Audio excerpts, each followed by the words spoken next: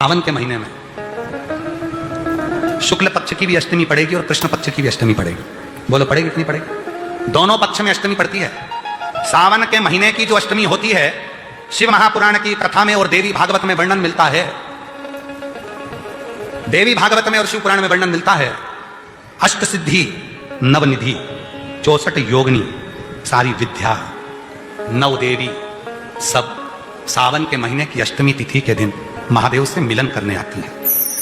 भगवान देवाधिदेव महादेव 11 रुद्र के रूप में, 12 ज्योतिर्लिंग के रूप में, सहस्त्र नामावली के रूप में शिव उनसे मिलते हैं। उनसे मिलते हैं। वो समय होता है प्रदोष का समय, शाम का समय। जब सावन के महीने की अष्टमी तिथि पड़े, चाहे वो उजाले की पड़े चाहे अंधेरे की पड़े, अष्टमी तिथि पड़े, शाम के समय 2 दीपक, एक लंबी बत्ती का एक गोल बत्ती का, शिव के मंदिर में अपनी कामना कर कर, जो बच्चों को अच्छी नौकरी चाहिए या कोई बीमारी का हल चाहिए या धन की कमी है या कोई समस्या है, एक लंबी बत्ती किसके लिए है?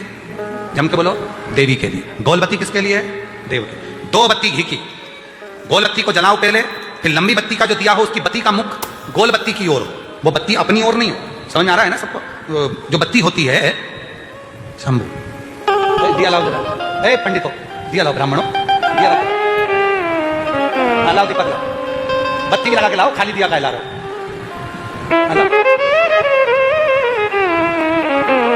अरे जला के ना लाओ, ऐसे ही लाओ।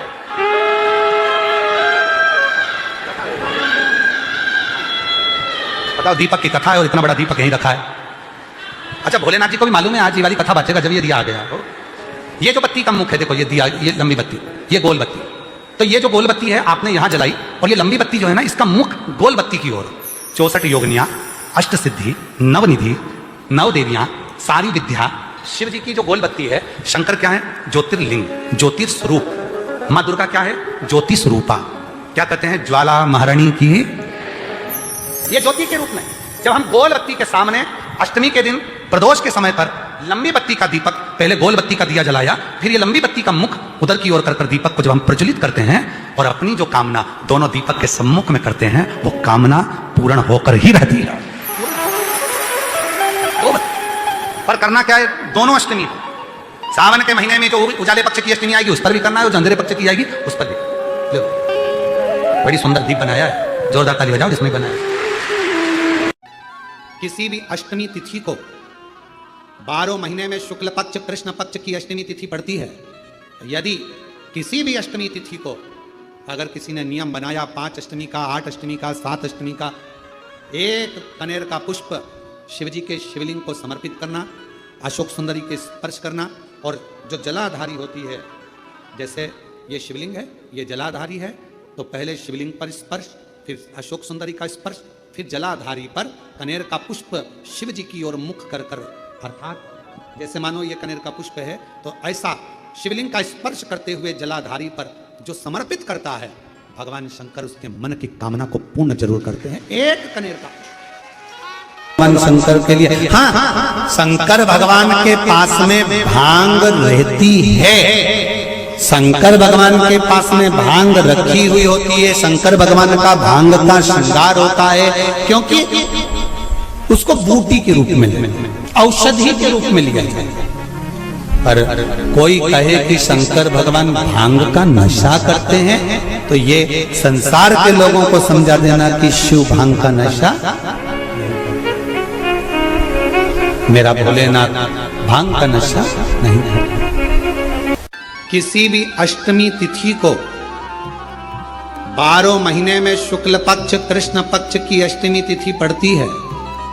यदि किसी भी अष्टमी तिथि को अगर किसी ने नियम बनाया 5 अष्टमी का, 8 अष्टमी का, 7 अष्टमी का, एक कनेर का पुष्प शिव जी के शिवलिंग को समर्पित करना, अशोक सुंदरी के स्पर्श करना, और जो जलाधारी होती है, जैसे ये शिवलिंग है, ये जलाधारी है, तो पहले शिवलिंग पर स्पर्श, फिर अशोक सुंदरी का स्पर्श, फिर जलाधारी पर कनेर का पुष्प शिव जी की ओर मुख कर कर, अर्थात जैसे मानो ये कनेर का पुष्प है, तो ऐसा शिवलिंग का स्पर्श करते हुए जलाधारी पर जो समर्पित करता है, भगवान शंकर उसके मन की कामना को पूर्ण जरूर करते हैं। एक कनेर का विवाह नहीं हो रहा, हम तो टेंशन में पड़ गए, लड़की 28 साल 30 साल का लड़का हो गया, विवाह नहीं हो रहा। कुछ मत करो, अष्टमी तिथि आए तो अशोक सुंदरी वाली जो जगह है वहां पर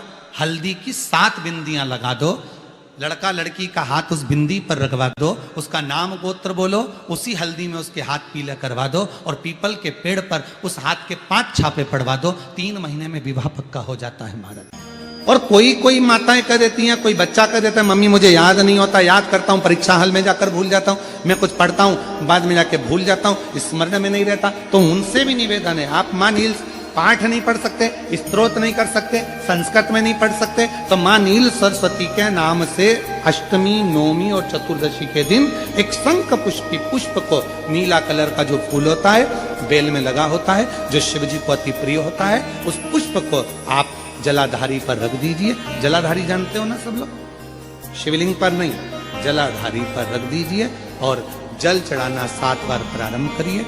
बाबा देव अधिदेव महादेव आपको याददाश्तता में प्रवर करेगा। परीक्षा हॉल में जितना तुम याद कर कर गए हो, अच्छी मेहनत कर कर गए हो, तो भूलोगे नहीं, तुम्हारी बुद्धि तीव्र होती चली प्रबल। किसी भी अष्टमी पर 1 बेलपत्र 3 शमी पत्र आप कभी दिल से, कभी मौका मिले हृदय से अशोक सुंदरी वाली जगह का स्पर्श कर कर भगवान शंकर के शिवलिंग पर एक बार समर्पित कर कर देखना और दूसरे वर्ष इंतजार करना कि तुम अष्टमी के दिन बाबा को शमी पत्र बेलपत्र दिया था, क्या बाबा ने तेरे घर में धन और वैभव दिया कि नहीं दिया। जो स्थिति में गाड़ी चल रही थी वो स्थिति की गाड़ी तेरी पार हुई कि ना हुई। एक और अच्छी बात है, बहुत ध्यान लगाकर सुनिएगा जरा। जितने आसपास चैनल पर सुन रहे हो, यूट्यूब पर सुन रहे हो, फेसबुक पर सुन रहे हो या इस पंडाल में श्रवण कर रहे हो, बहुत सावधानी से ध्यान दीजिएगा।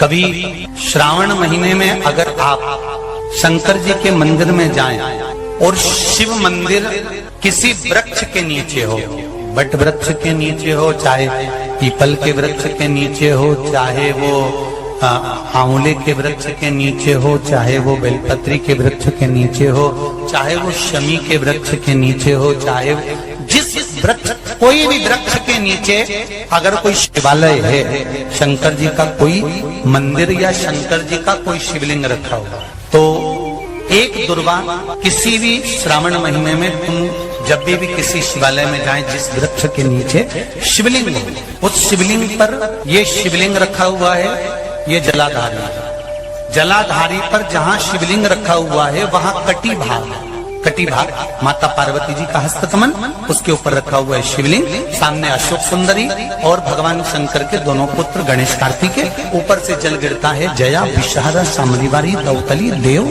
ये भगवान शंकर की 5 बेटियां। तो जो कटी भाग, इस कटी भाग पर अगर मात्र एक दुर्वा समर्पित कर कर, जिसकी किडनी या लीवर डैमेज हो रहा हो, काम नहीं कर रहा हो, या किडनी लीवर में कोई तकलीफ हो रही हो, या डायलिसिस चल रहा हो, तो मात्र एक दुर्वा उस कटी भाग पर श्रावण महीने में समर्पित कर कर, उस दुर्वा के 7 टुकड़े कर कर 7 दिन प्रतिदिन सुबह के समय पर उसको चबाकर खा लेने पर या निगल जाने पर धीरे धीरे डायलिसिस बंद होने लगता है और किडनी लीवर अपना काम करना प्रारंभ कर देते हैं। एक दुर्वा, कितनी दुर्वा? एक दुर्वा, मात्र एक दुर्वा।